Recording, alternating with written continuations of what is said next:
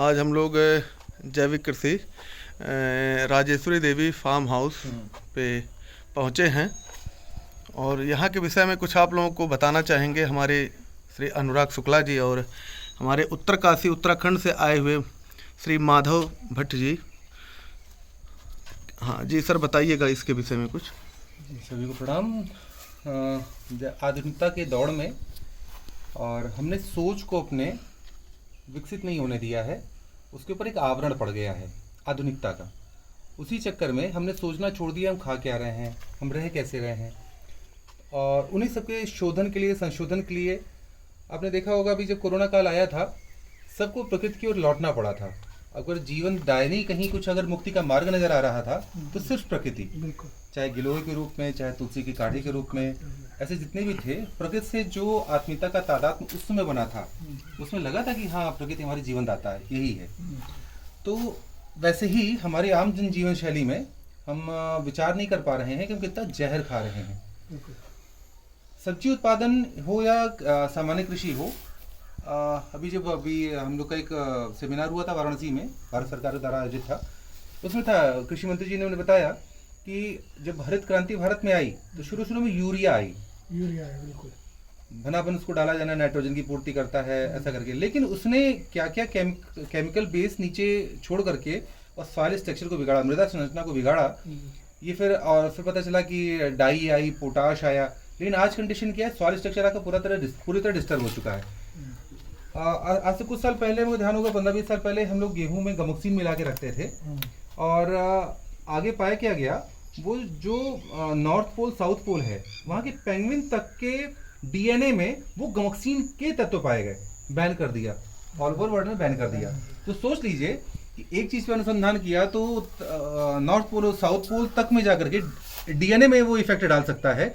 तो हम जो नित्य प्रति अपने सब्जियों का, अपने अन्न उत्पादन में रसायनों का और रासायनिक तत्वों का प्रयोग कर रहे हैं, वो हमारे डीएनए कैसे बिगाड़ रहा होगा, है ना। जैसे आज के कुछ साल पूर्व, ऐसा 20-30 साल पहले जब इतनी अत्याधुनिक खेती नहीं थी तो ना किसी को शुगर सुनाई पड़ता था, ना यूरिक एसिड सुनाई पड़ता था, लेकिन आज बच्चा पैदा होता है तो उसको जॉन्डिस हो जाता है, और छोटे छोटे बच्चों को शुगर, यूरिक एसिड, ये कहाँ से हो रहा है?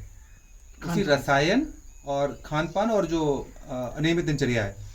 तो प्राकृतिक कृषि का हमारा जो मूल उद्देश्य है, अपने प्रकृति की ओर लौट करके जो 108 प्रकार के जीवाणु हैं और 108 प्रकार के तत्व हैं, आप खाली उनको बैलेंस कर दीजिए मृदा के अंदर, आप खाली उनका बैलेंसिंग कर दीजिए, आपको किसी प्रकार के अलग से नाइट्रोजन, फास्फोरस, पोटाश डालने की आवश्यकता नहीं है। उसी प्रयोग के कड़ी में हमारे यहाँ ये डीकम्पोजर एक अनुसंधान निकाला गया है, एक वैज्ञानिक ने निकाला है। ये एक कल्चर वो बनाते हैं देशी गाय के गोमूत्र और भी जिन चीज़ों का प्रयोग वो करते हों, ये उनका अपना, चूंकि ये पेटेंट है तो वो थोड़ा सा ये हम लोग उसका सोल्यूशन बनाते हैं। इसमें अरबों जीवाणु होते हैं जो हमारी खेती के लिए उपयोगी हैं, उपयोगी हैं। अच्छा, ये इसका डीकम्पोजर का हम लोग प्रयोग करते हैं। ये हम लोग फसल गुट्टी का निर्माण कर रहे हैं। अच्छा, इसमें क्या क्या मिलता है? फसल गुट्टी में सरसों की खली में जो नाइट्रोजन, फास्फोरस, पोटाश सामान्यतः जानते हैं, हाँ। तो 4:1:1 का रेशियो होता है। 4 हिस्सा उसका नाइट्रोजन होता है, 1 हिस्सा पोटाश, 1 हिस्सा फास्फोरस होता है, तो 4 का वो होता है। इसमें हम लोग मिलाते हैं समुद्री खड़ा नमक, ये सरसों की खली या और जो खली आपको मिल सकती हो। जो सरसों की खली वेस्टेज होता है, सरसों का जो वेस्टेज आता है, वेस्टेज नहीं, शुरू से हमारे यहाँ पशु आहार में इसका बहुत ठीक से उपयोग होता है। जी जी जी। और खेती के लिए भी बहुत ज़्यादा हितोपयोगी है ये। अच्छा अच्छा, जी जी। और खड़ा चूना, कैल्शियम की पूर्ति होती है इससे। तो नाइट्रोजन, फास्फोरस, पोटाश का प्रचुरता से इसमें। क्या क्या मात्रा डालते हैं, कितनी मात्रा में? जैसे 200 लीटर ड्रम में हमने ये पानी भर लिया, 1 किलो खड़ा चूना, पहले उन्हें उसकी जो उष्मा है वो निकल गई, खड़ा चूना, कली वाला चूना प्रयोग करना है। उसके बाद 20 किलो सरसों की खली और 5 किलो समुद्री खड़ा नमक। अच्छा, ये इस मिक्सचर में रहता है हमारे। अच्छा, इसके अलावा और तमाम प्रकार की चीजें हैं। ये कितने दिनों तक इसमें रखना पड़ता है? ये इसको फर्मेंट करने के लिए 3 से 4 दिन रखना होता है, उसका सीधे आप प्रयोग कर सकते हैं खेतों में। अच्छा, हाँ, बस इसको प्रयोग करते समय कुछ हर एक चीज का नियम, कायदे, कानून होते हैं। इसको प्रयोग करते समय खेत में नमी होनी चाहिए, सूखा नहीं होना चाहिए। जी, तो पहले उसे थोड़ा सींच लें उस खेत हाँ, को। सिंचाई के बाद या इसको डाल के सिंचाई कर लीजिए, या तुरंत, मतलब वो गीला होना चाहिए फिर। जी जी, ऐसा है। और भी ऑब्जर्व कर सके हाँ, उसको। ऐसे और नाना प्रकार की चीजें हैं जिनका हम लगातार प्रयोग करते हैं। सामान्य तौर पे एक आम व्यक्ति को सुनाई पड़ता है कि जैविक कृषि, प्राकृतिक कृषि, तो उसको लगता है सीधे गोबर की खाद और खेती। वो आपके कार्बन तत्व को तो बढ़ाता है लेकिन सभी तत्वों की पूर्ति नहीं करता। हम अगर भोजन करते हैं तो दाल भी खाते हैं, चावल भी खाते हैं, रोटी खाते हैं, सब्जी भी खाते हैं। खाली चावल नहीं खा सकते, खाली सब्जी नहीं खा सकते, खाली रोटी नहीं खा सकते। आपका मतलब है कि केवल गोबर डालने से ही ऑर्गेनिक खेती नहीं होती। उसके लिए उसमें और कुछ ऑर्गेनिक चीजें हाँ, डालनी पड़ेगी। हाँ। जैसे आप बता रहे हैं कि इसमें जो है आपने समुद्री नमक डाल रखा हाँ। है और क्या क्या बताया था आपने? चूना डाल रखा है, सरसों की खली डाल रखी और है। सरसों की खली डाल रखी है। तो इन चीजों को मिला के ही आप जो है अच्छी एक खेती कर सकते हैं, एक जो है लोगों आदर्श के खेती। आम एक अवधारणा है कि जो जैविक होता है उसमें शाइनिंग नहीं होती।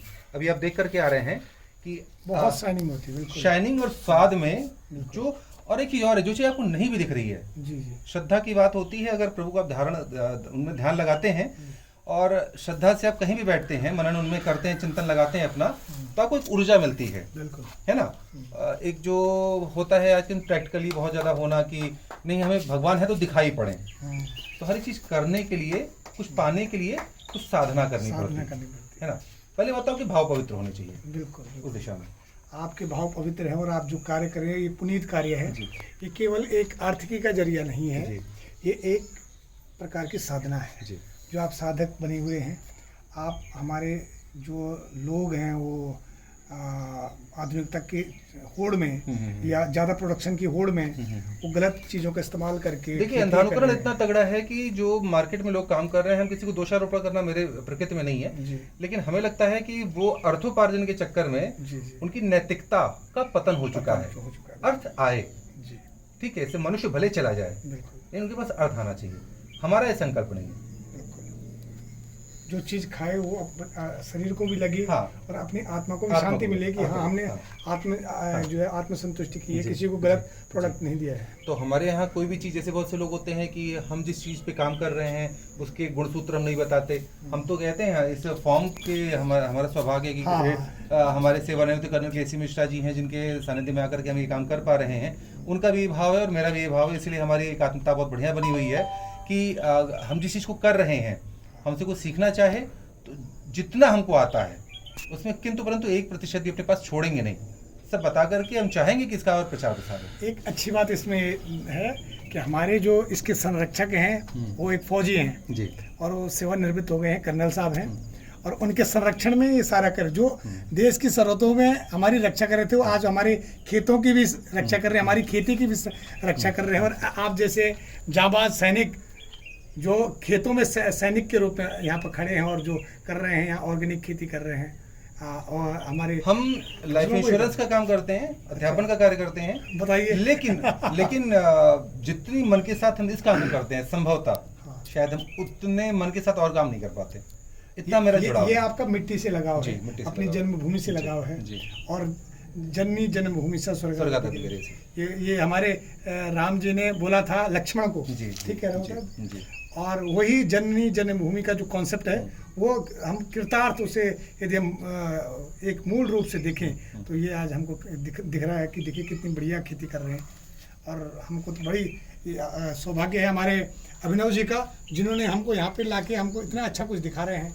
यहाँ पे गौ पालन हो रहा है, यहाँ पे कृषि पालन हो रहा है, यहाँ पे अच्छी सी ऑर्गेनिक खाद बनाई जा रही है। तो ये एक साथ सब मल्टीपर्पज काम हो रहे हैं और एक ही जगह पे, एक ही सिंगल विंडो में आपको सब कुछ यहाँ पे मिल रहा है। तो ये इसके लिए आपको बधाई की पात्र हैं। आप पधारे, आपका सानिध्य पड़ा, आपके चरण रज यहाँ पड़े, आप हिमालय से पधारे हुए हैं, हमारा अहोभाग्य सौभाग्य है। जय श्री राम। जय श्री राम, जय श्री राम।